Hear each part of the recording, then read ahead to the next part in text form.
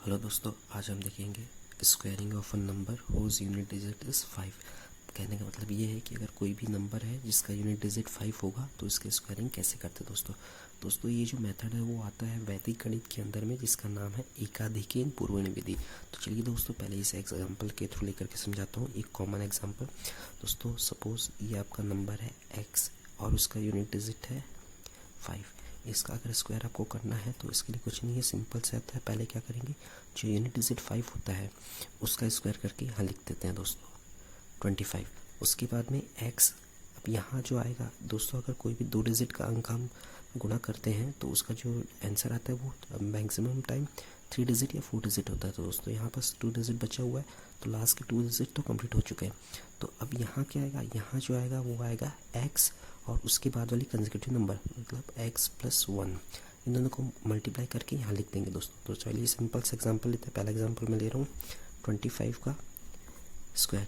दोस्तों 5 का स्क्वायर होता है 25, 2 के बाद आता है 3, 2 के बाद 3, दोनों को मल्टीप्लाई करेंगे और यहाँ लिख देंगे यह दोस्तों। उसके बाद दूसरा एग्जाम्पल लेते हैं 55 का स्क्वायर। दोस्तों 5 का स्क्वायर होता है 25, 5 के बाद में आता है 6, तो 6 पंचे 30। दोस्तों इसी प्रकार आप कुछ दूसरा एग्जांपल ले सकते हैं। तीसरा मैं ले रहा हूँ 95 का स्क्वायर। 5 का स्क्वायर 25, 9 के बाद आता है 10, तो 10 नियम 90।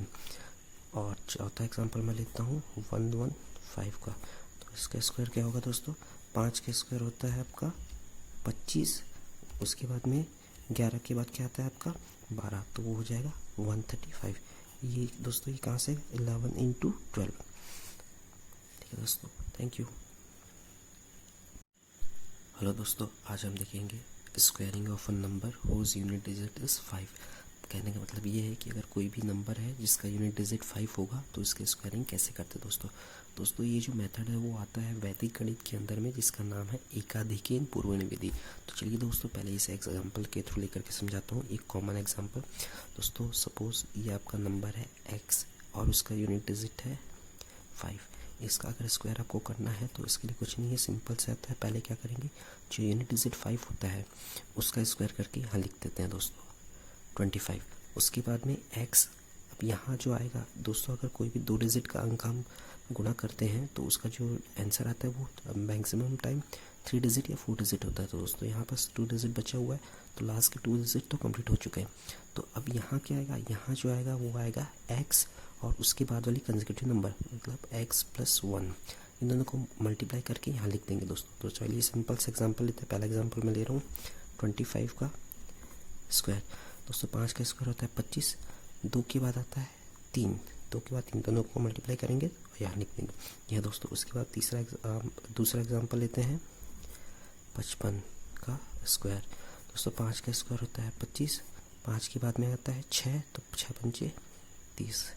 दोस्तों इसी प्रकार आप कुछ दूसरा एग्जांपल ले सकते हैं। तीसरा मैं ले रहा हूँ 95 का स्क्वायर।